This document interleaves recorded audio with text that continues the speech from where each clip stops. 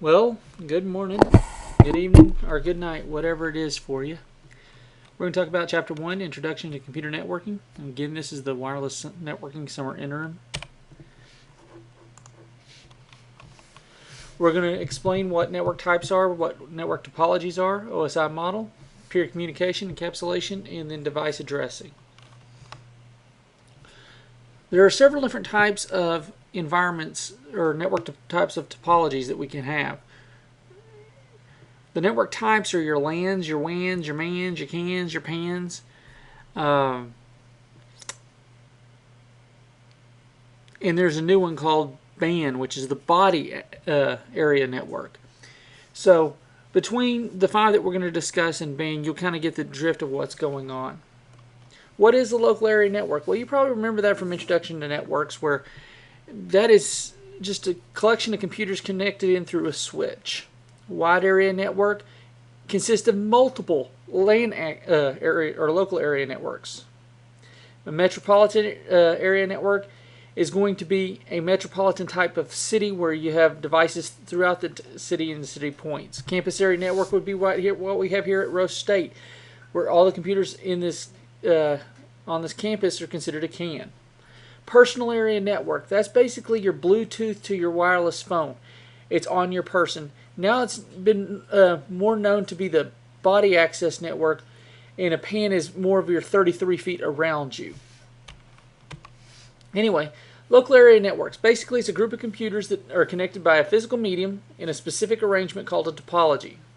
Now, your topologies could be your mesh, your star, your bus, and we'll get into those here in just a moment.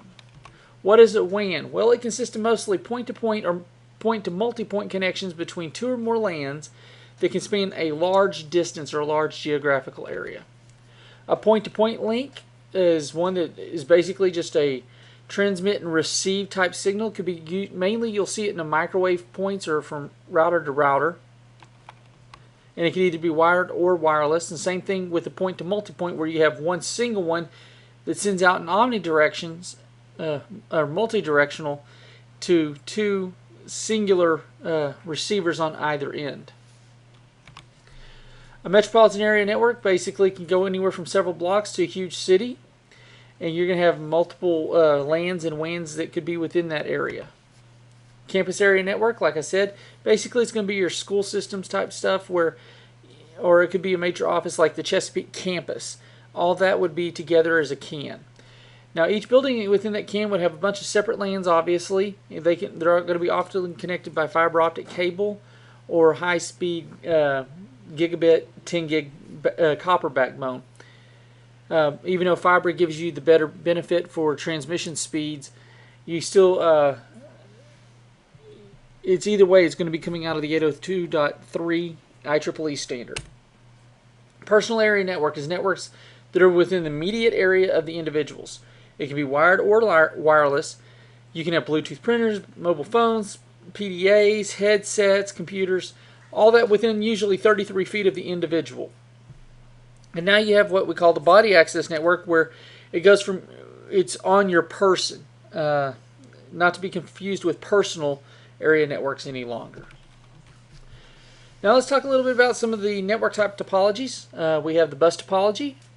It's going to be consistent of multiple devices connected along a single shared medium with two defined endpoints. In other words, you have two terminators, one on either end, and that's when you had CSMA-CD and CSMA-CA came really into play on a bus network, because you needed to make sure that when the signal from one computer was sent, he had to be listening on all the other devices to make sure that he wasn't going to crash into something else, because when you make that left turn, you got to go all the way down to the end, come all the way back to the other end, back to the original source, in order to have a true connectivity. Then we have what we call a ring topology. Same idea, but now we've gotten into the tokens type stuff, where you have the FDDIs and you have the ring environment. You rarely see this into play anymore, because you have to have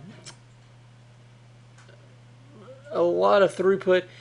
You'll see this only in instances where you have a campus area network where all the traffic goes in one way and it can come back around the other way, so you have two fiber optic rings essentially on your campus. and it's used by ISPs for high-speed backhaul backbone links. Star topology. Now, this is where you see a lot of it. A star topology, basically, if you see this, you're going to have a LAN. Basically, they're all connected through one device called a switch, or a hub, or a bridge, or a repeater, any one of the four. Mainly, your star topologies are going to be on a switch because a hub just doesn't really break it down the way it needs to, and bridges and repeaters don't really do what you need to either. So, a star topology basically is just a switch in the center where all the devices connect into one. And you can have anything from a 5-port all the way up to a 96-port or however big you want your switch to be. Star topologies consist of multiple devices connected into the central device, either wire or wireless.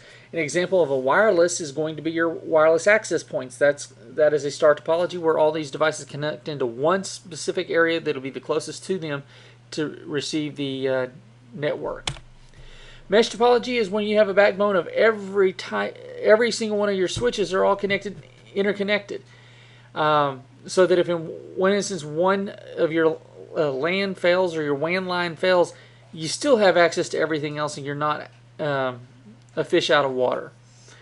There's multiple other ways to get to the other devices in your network.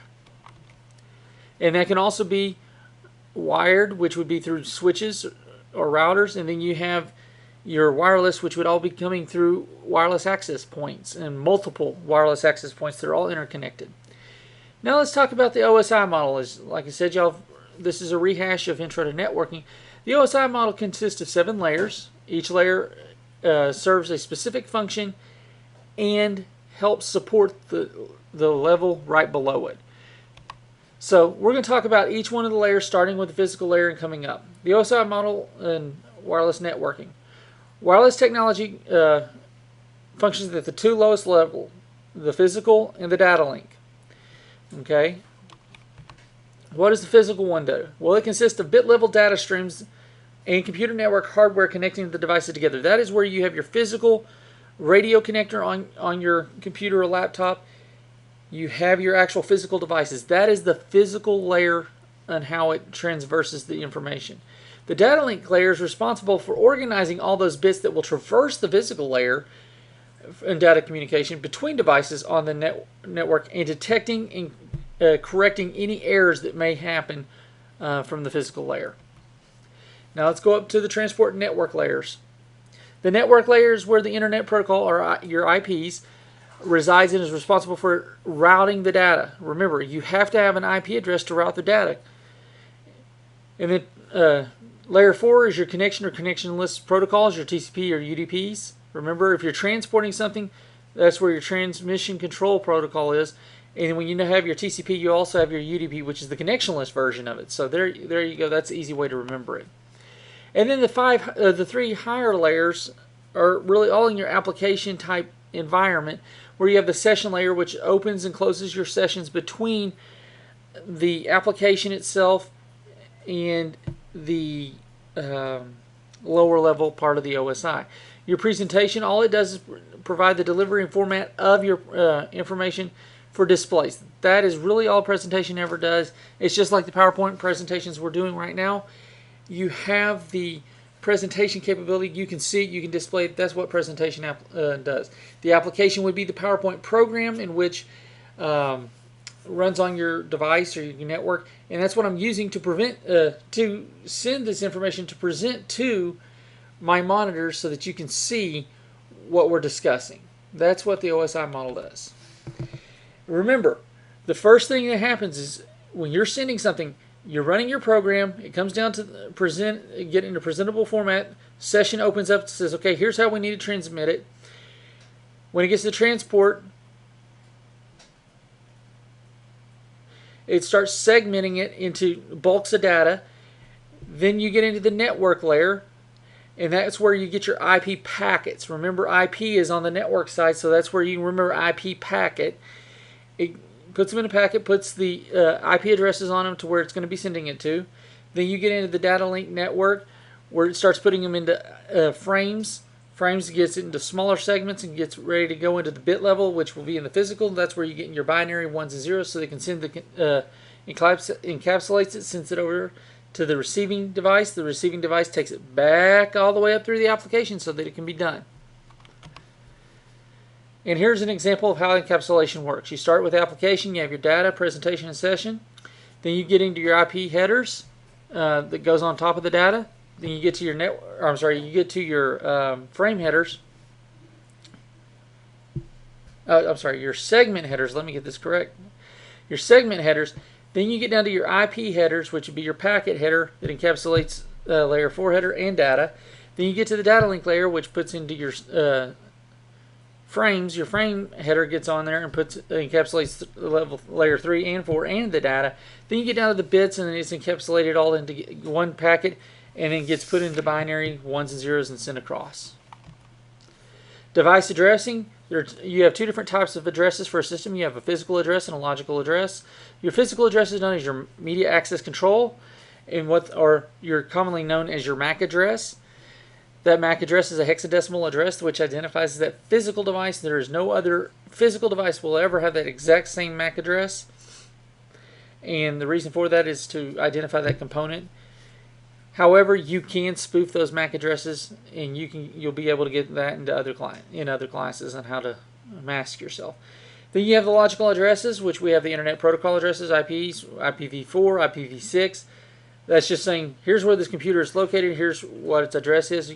We can spoof it, we can change it, we can put it behind a NAT, we can set it as a static versus dynamic. There's a lot of things you can do with IP addresses, but that's what a logical address is your IP address, and you need to know the difference between the two.